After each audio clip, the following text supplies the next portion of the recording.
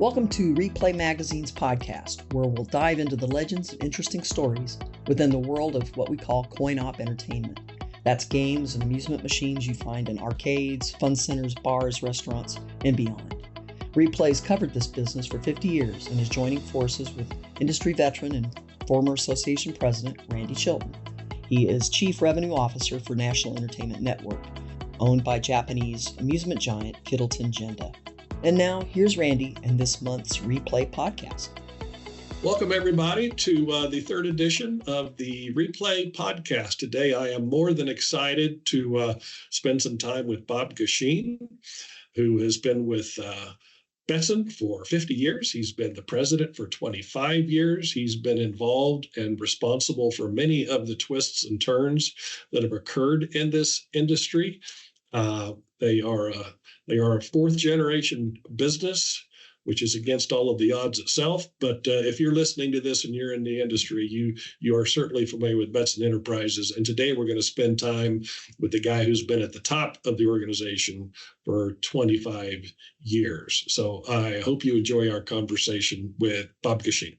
Kicking off, thanks, Bob, for taking the time. This is a pretty big honor. The story is fascinating. Betson, your personal history. I've done a lot of reading on Betson and the family and everything. It's just a great story to tell. So I'm pretty excited to get into this and appreciate your time. Hey, you're episode number 3, man. So we're on a roll. Yeah, I'm following two people I highly respect for 2. So I think what you're doing here with this series is I hope it continues, and there's a lot of interesting people to talk to. Yeah, there's certainly. Well, some of them work for your company, but so we may not be done with Betson. You've got a whole roster of legends over there. Anyway, Bob Geschine, president of Betson Enterprises for better part of 25 years. Do I have that right? Yeah, a total of 50 with the company, but yeah, president for since late 90s. Yeah. Yeah, that's fantastic. We're going to get into that. I wanted to kind of start, because everybody knows Bob and your role and about Betson at some level. Tell me, maybe you could just share with us a little bit about non-work related Bob. What do you do? What are your hobbies? Tell us about your family. It looks like you might have some pictures over there. Yeah, my family. I'm blessed with a very close-knit family, and my life's been pretty simple. I think Terry said the same thing as me. We're all in on the industry. I bought my house 50 years ago, and I still live in that as my main residence now. My wife and I have been together 53 years, and I've been here for 50 years. And fortunately, we were able to spend a lot of time in other places around the country that we bought. But my main love has been the Jersey Shore. I kind of grew up on the Jersey Shore, and the boardwalks and the arcades. When I had a chance to.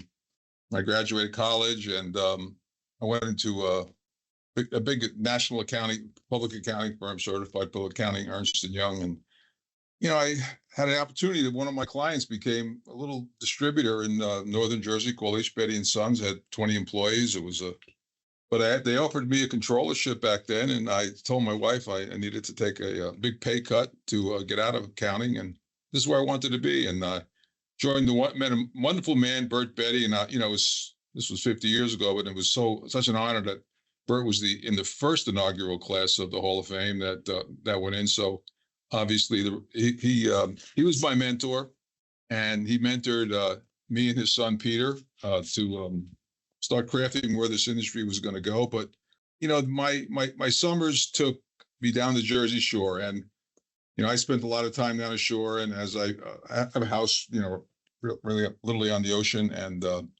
I spent most of my summers with my old friend Frank Sininsky, who was we would spend every weekend together doing those kind of things, and with his kids, and just became a love affair down there. So I was blessed to have 3 grandchildren who really got involved in another type of activity called sailing, and their sailing, it got to be pretty serious. That their sailing has taken the family to the Atlantic Ocean, the Pacific Ocean, the Great Lakes, the Gulf of Mexico, Gulf or whatever it's called now, and even sailing in Europe. So they became really, really high end. They're both in college now, sailing Division 1, So we've become a much more of a sailing family. So that's kind of what my weekends. I've had homes in Florida. I still do, and we spend a lot of colder times in the winter down there. But again, it's all around water and boating. And more recently, Randy, Betson has been in this building for 35 years, and so I'm looking out my window right now. I'm staring at MetLife Stadium. And if I had a window in front of me, I'd be staring at the American Dream Mall, which I encourage everyone to Google it. It's the future of entertainment. It's the biggest mall in America, and it's something that everyone should experience. And right behind me is a restaurant adjacent to our parking lot called Red's Restaurant. If some of the people in the industry have been to Betson, New Jersey, you know about Red's, and Red's is the top sports bar in Jersey. So me and the guy who owns Red, we decided a few years ago to open our own restaurant. So about a mile from the office here, we opened up a place called the Roosevelt, and I encourage you to look at their website. It's a speakeasy type bar. It's an old Prohibition type style decor, and it's a pretty cool place, and affords me a place to go after work and learn a little bit about that business. So yeah, it's all about my family, and I'm blessed with a wonderful family. We only take vacations together. We go around the world together. It's kind of a family where the sum of the whole is greater than the units. We all do our thing. We all have our mission in life, and we all get together. It's kind of the same philosophy I had towards business about positive culture, everybody rowing in the same direction and moving forward. And just like I find this industry to be the ultimate family industry, and the Betti family was very gracious to me 50 years ago. It's the same. It's the same mindset. Family is everything, and if you're lucky to have a great family, you're going to have a good life. Whether it's in business or in personal. So your family, you got 3 kids, is that right? Two. 2 kids, and my son's in the business with me. Right. What's his name? My daughter's in the wine and spirits business, so she's again very much involved with restaurants. So there's going to be a handoff there down the road, I think. And in terms of we got a nice little restaurant, and it's that's doing well also. So it's as I like to say, life is good, Randy. What is your daughter's name and your son's name? Robert Jr. is my son, and he's the director of operations here in the Carlstadt facility. And my daughter's name is Kristen. And then when you guys sail, I mean, is this like the whole family getting on a mammoth sailboat? No, this is a whole mammoth family getting on a powerboat, going out into wherever we are, and watching the sailboats in regattas. Well, that's the important part. Thanks for thanks for sharing that. My whiteboard over here is I couldn't get my arms around the Betti family tree. We're into the 4th generation now, aren't we? Yeah. The gentleman I mentioned, Bert, was the 2nd generation, and obviously I had the pleasure of being partners with Peter and Robert and Stephen and Joseph, and obviously they kind of built Betson the way it's constituted today with our growth, and now I've had the pleasure of working with the 4th generation, who by far is the strongest generation. It's going forward in the next we have what I call an embarrassment of riches in our management team with John and Catherine and Kyle and Brittany, and we just brought on John's older brother and Todd Cravens, who are both CEOs of public companies, and they bring tremendous skills and new eyes into our process. And I'm excited for what this group's going to do in the future. Hopefully I'll have I can continue to mentor, and I'm enjoying myself immensely now. It's because just seeing no one is mailing it in, as they say. They are really into the business, and if you ask me a question how the business is doing, I think the future of our industry is brighter than ever right now, and we're really optimistic about what we see going forward. Yeah, it strikes me. The odds against a business not only surviving but thriving and growing with every generation, and now you're into the 4th generation. The odds against that are astronomical. Yeah, what do you attribute this to? Because that shouldn't happen. Yeah, and there is statistics of that. Not, I think reaching the fourth generation of private companies less than 1%. Yeah. And there, but again, and the Brady organization, the Schaefer organization, we're all along those same lines. And I'm sure, and look how long Terry's been involved. So I think good family, good roots in the ground, and with the right attitude, not being, there's a lot of times business build up to sell. This business has been built up to perpetuate. And I think, when you have a lovely family who wants to, there's no guarantee the next generation wants to come in, but, fortunately, the next generation love the business, come into the business. And like I said, at 91 years old, we're better than we were at any other point in time. And all the arrows are still pointing up. So it's a good thing. But, the industry, I think, is poised to do well. And entertainment is an important part of everyone's life now. And, this industry has come a long way from being the back alley industry to Main Street. And it's great to see that. Let's face it, all our kids grew up as gamers. Now those gamer kids are now parent kids.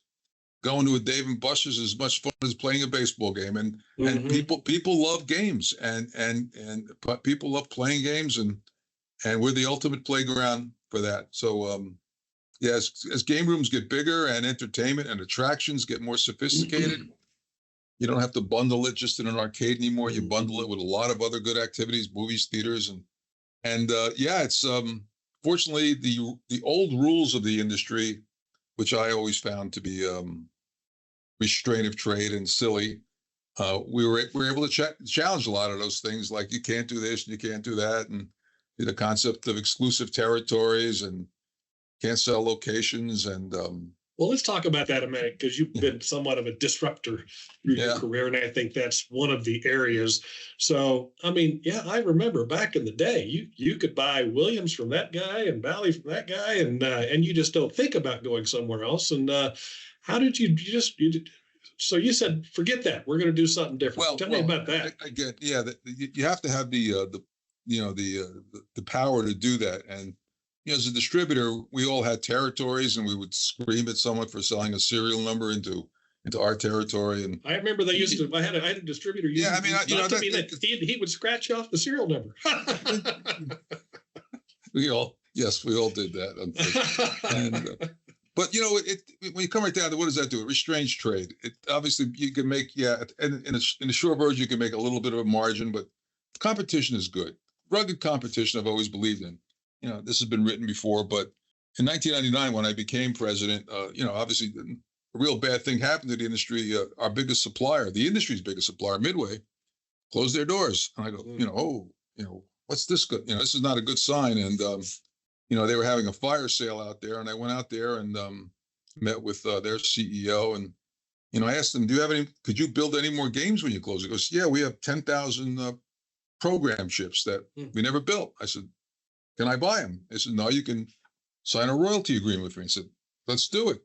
So I bought 10,000 things, and now I could build, if I built a game, I paid a royalty. So we figured out, we've got a lot of smart people here, and made some phone calls, get some blueprints, and I didn't know how to build a video game. None of us did. So went out to Chicago, found places that do that kind of stuff, and a couple months later, we're a manufacturer. We're building Midway games again under, and paying a small royalty on it, and that was the key thing, I think, for Mike Betson's career, because one of the games we were building was a game called Cruising Exotica, and it was this guy named Eugene Jarvis, and Eugene got notice of the fact that his games were selling again. He was getting the royalty, and we got together, and he says, "What if I start a company?" I go, "Let's be partners," and that's where the name Raw Thrills came from, and that was 20 years ago plus, and Eugene and I have been partners. And that, to answer your question, that gave me the impetus of saying, hey, I'm a manufacturer. I'm going to make new rules.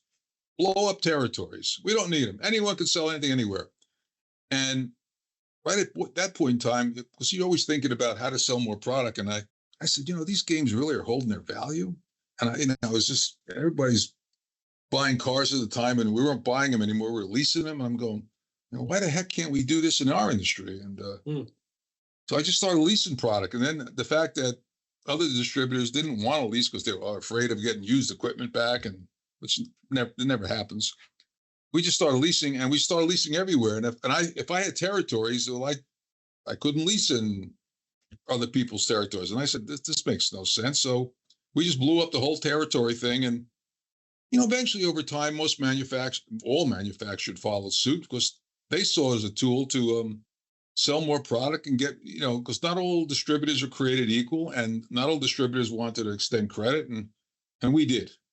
Was that pretty turbulent among your distribution friends? I'm sure I was tarred and feathered. And, did you have bodyguards at the trade shows, or how to? I think ultimately I think everyone knew in the end it was best for maximizing the success of the industry. And again, going back to my mission statement, you got to take care of both the operator and the manufacturer. Operators evolve to become better operators, and as your company has, and distributors or locations started buying equipment, and they're all our customers now. And it's a little different sale because these locations are not just they operate the food and beverage, they operate the attractions, they operate all the elements of of whether it's a movie or bowling or whatever else is it, laser tag. So they're business people, and the ones that are coming in are just fine groups. They're well capitalized. They know right from wrong and how to run a business, and we're just a component of that success story. And that's just fascinating because much as we did during COVID, we all just sat around. Our locations were closed, or we actually furloughed quite a few folks while we figured out if there was ever going to be a business here. Would anybody ever get out of their house again? Is this the new world order? And then it all came rushing back, and it just kind of proved that humanity wants to get out and socialize and be with other people, and you had the same experience. The business came roaring back, and in the family entertainment centers and the demand. So that caught us a little off guard. So, but you were right there, ready for it. So that's great. Yeah, I think the key in the company also is this culture, and one thing that's really been important to me is positive energy, and obviously we see a lot of the opposite happening in the world we live in right now, and it just creates, it's like rowing a canoe with one oar. You're just going to go in circles, and but if you really bring people in that buy in and want to share your goals, and you create that positive momentum that you really can make great strides and have incredible collaboration and open up people's entrepreneurial skills, and that's kind of what we look for. And when we have people that are not along with that, it's you have to make some tough decisions in running a business too. Right. You really want good people who open up and don't become miscreants here, and create some positive momentum. And so our culture here has been that. I think it has a lot to do with family members being such an important part of it. They've had the same upbringing and mentoring at a personal level that their parent or their sibling had, and so it's really bode well for the Betti family. Mm-hmm.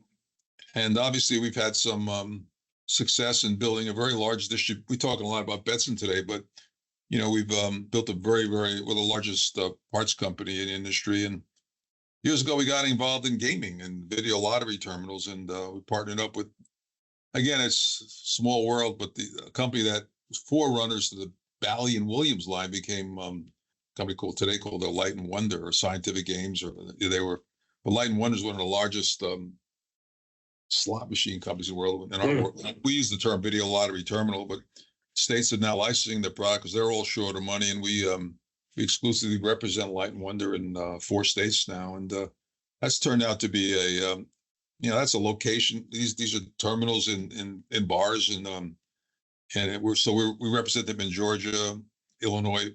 Illinois got 50,000 terminals right now, and Georgia's not far that close number to that behind, and Nebraska's going live this summer, and Pennsylvania. We've been involved in Pennsylvania for 8 or 9 years, so another big part of the family business here that's tangential to what we do in the amusement side. Yeah, that's a whole separate conversation. So is there any of these big monumental decisions you've made along the way where you go, "Wow, I got that one wrong"? I regretted the era that we went through in the early 2010s, where a lot of the equipment we were selling, I don't think was of skill based. And I think that we need to represent that we're a good fun industry. We're clean fun. We have skill, and we can have difficulty settings. And I regret that time we went through. That the industry could have went down a very rabbit hole there with people feeling disenfranchised when they come and they go to places, these family entertainment centers, for good fun, to have some enjoyment, to have some egotistical success. And we didn't want to turn our family entertainment centers into casinos. And so I think that was a time where I regret that we all jumped into that vortex of getting enamored with how much a machine does. But I think ultimately, Betson and myself was very involved in the code of ethics that the AAMA has right now in terms of basically fair play and not fall accustomed to the quick dollars that something can make with the lure of a $1,000 prize in there or something. So I think, but other than that, Ray, I can't think of anything that jumps out that I wish I should have, could have, would have. I think we've been very methodical.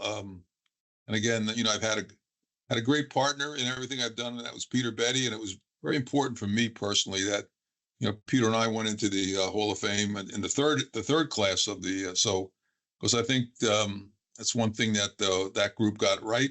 And we've had the opportunity to, Pete's retired now, but the fact that we went in together was, it just struck my heartstrings pretty strongly. Yeah. Love the guy. My interaction with Betson's been hit and miss over the years, but I did meet Peter a number of times. Yeah. And I was always quite intimidated by him. He's pretty big presence of a guy. And he was enormously intelligent. And again, we spent a lot of time in the early years in our just thinking and strategizing together, and everything I've done, everything I said today, it was done me and him. And and we both had the benefit of being mentored by the same man. And it's tough for a father and son sometimes. So, but I think we both had great tutelage, and proof is in the pudding. And when you say you're both, Bert was who mentored both of you, is that right? Yeah. We Peter and I started the same year together, and we were both fresh out of literally a year or two out of college. And I like I said, I wanted to get out of accounting, and the company was 20. We had 20 employees when we both started, and obviously we've gotten a lot bigger. But for me, I'm still loving every minute of it, and I get to work with great young people now who are smarter than I ever was, and they're bringing new systems and technology, and Jesus, man, it's pretty slick. What do you see happening in this business over the next 5 or 10 years? I mean, I think you're pretty optimistic and bullish on it. Yeah, I think, like I said, we've tested some pretty with COVID and stock market changes. But I think our form of entertainment, because the player is the money's there, the locations are there, the tech, what manufacturers are working on right now, or whether it's VR or whether it's motion or great investment in technology. I think the concerns with tariffs, concerns with the Middle East, but not anything. Ultimately, I think the fact that more locations and more retail will close, and those locations are in great demographics. We got great consultants in the industry who are guiding the right people. We have a lot of people, Randy, who want to come into this space, who find whether they want to bring their kids in or whether they want to just, they hear stories, and, whether it's bowling alleys, movie theaters, bounce places, these are all doing well. So yes, I see things really, really moving well. God, I wish I was younger. I said that just the other day. You're having fun, and I'm thrilled you're still doing it. And I can Yeah, Tell you like going to work every day. well, is it wrong to that work is your hobby also? And I've always, I like I told you earlier, I do a lot of stuff, but this the old, I forget the old saying by Will Rogers: if you love what you do, you never work a day in your life. And yeah, I think I'm a devotee of that statement, and yeah, I love it. My employees have a thing here. We say, "Thank God it's Monday," and Oh, that's excellent. Thank God it's Monday. So yeah, we're all having a good time, and one of the things that always fascinates me about the family entertainment centers is, and a lot of these people buying their own. Me being a traditional operator, I always said, "Oh, they'll call in 2 or 3 years. It's not going to work. They're going to call and want us to buy our equipment and come in and do a revenue share." It happens, but not very darn often. I'm going, dang, that model's actually working. So big family entertainment centers owning their own equipment. Well, yes and no. And bowling centers and whatnot. We underwrite a lot and consult a lot there's still a large number of places that are being built that really want to bring an operator because they want to focus on their food and beverage. They want to focus on the other entertainment. They want to focus on marketing. And they're, they run out of money when these places could be, $5-10 million to build from the ground up. And they want to bring an operator in for a period of time. And a lot of these, I can mention a lot of names of guys who have made tremendous success. You think of guys like George Smith and how much success he's had, but they've had to evolve. They've had to become better, and they've had to be not reticent to invest because the returns are there. So I think there's room in the place for both, but I think the operator has to evolve and get the skills that are necessary to bring a value added to that location. But I think there's a place for operations in the FBC world for sure. And you've figured out how to support after the sale. That's what's impressed me. Parts, service, people have issues a year or two down the road. You still take care of them. Well, what I'm most proud of, Randy, is we started something 7 or 8 years ago called Betson Technical University. And we've graduated thousands of technicians already. Because again, the concern was, without an operator, you're going to have someone on the location that can fix these things. And when they go down on the weekend. And so we knew there was a need to teach basic electronics and tech, and how to fix things, or, whether it's, just how to diagnose. And frankly, with technology and company like Betson has to be 24/7 with a hotline. And, we can't have stuff go down on Friday night in a place that's going to do a big number over the weekend with good games and not have a solution. So we graduated thousands of technicians who have become, value added to these locations. And we continue to run these BTUs, 4-6 times a year, and we fill up the class. It's amazing. We fill up the classes, and goes 3 or 4 days, and these kids come out and they're ready to rock and roll. So again, you've got to invest in the infrastructure and the core. You just can't sell equipment and hope it works. You've got to, and again, going back to my mission statement, we've got to keep our customers healthy. That's a great mission statement. So I certainly wrote that down. We love what we do, and I think again, as I said earlier, there's such fraternity in our industry. There's such people who like each other, and we all root for each other because ultimately we all want to stay in the business, and there's plenty of room for all of us to be successful. And let's just be creative and don't be afraid to challenge things. Having gone through a number of evolutions of we're the bookend conversation here because we've been bought and sold and traded so many times. I would have a hard time giving you an accurate count. So and it's had its own highs and lows. But one thing that is really evident over the years is if you don't get the CEO position, if the guy at top, if you don't get that right, nothing else matters. You can't fix it. And yeah. I think in your situation over the years, and especially the last 25, I think Betson's got it right with you because I can tell by your energy and your enthusiasm that, and I know you're humble, but the top guy sets the tone and everybody else just executes. And if you don't get the top guy right, nothing else. I've had it right, and I've had it wrong, and there's a big difference. So yeah, that's true probably in every industry, not just ours. Yes, And true.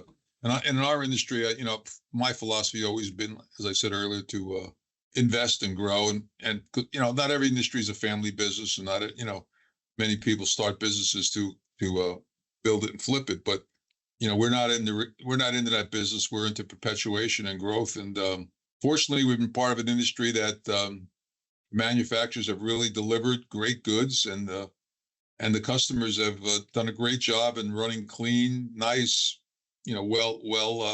safe locations, and there's a huge need for that, to good, clean fun in the worlds we live in, and I think let's keep our games clean, let's keep our games skill based, and everyone's going to do well. So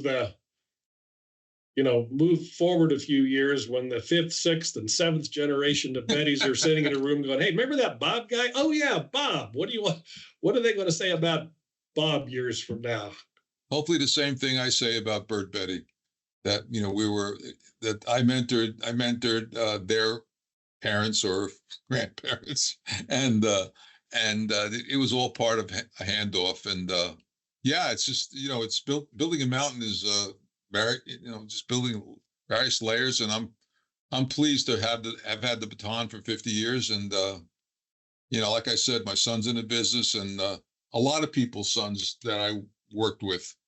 The tenure we have within the company is we give awards out in 5 and 10 and 20-year increments, and when you have a Christmas party and there's 10 people getting a 30-year award, it's pretty amazing, So we haven't had a lot of people leave, and my philosophy when I always hired people, I said, "This has got to be your last job. I don't care how old you are. That's how I'm hiring you for that. This is not a stepping stone, and it's my job to make their life good and give them a good life. And I feel very responsible for that. And I've always I never looked at how many employees I looked at, how many people are in the families of the employees I had, and they're relying on their CEO to make the right decisions, and it gets a lot. It's very rewarding to see kids grow up, and I've been here long enough to see kids being born and kids coming into our business, and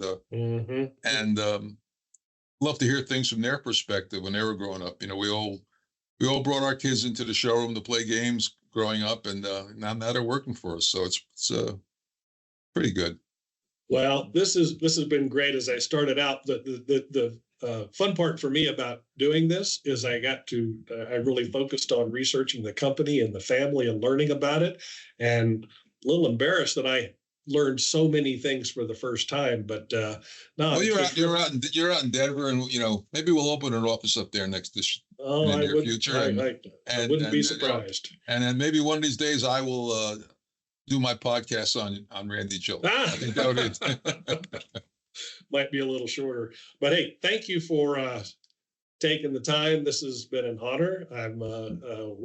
We're friends, and I value that, and we'll look forward to seeing you again. But really, thank you. It's a great story. I think people will enjoy it. So we'll keep you posted here. And you are getting better at this, and I'm glad you're doing this, because you're the right person to do it, I think. And I've enjoyed my time with you, Randy, and I've always enjoyed our time doing business together in the past too. You're a real gentleman. Thank you. Well, thank you. We will continue to do that. So, all right, Bob, thank you. Have a great day, and we'll be in touch. Be well, Randy. Thank you. Bye.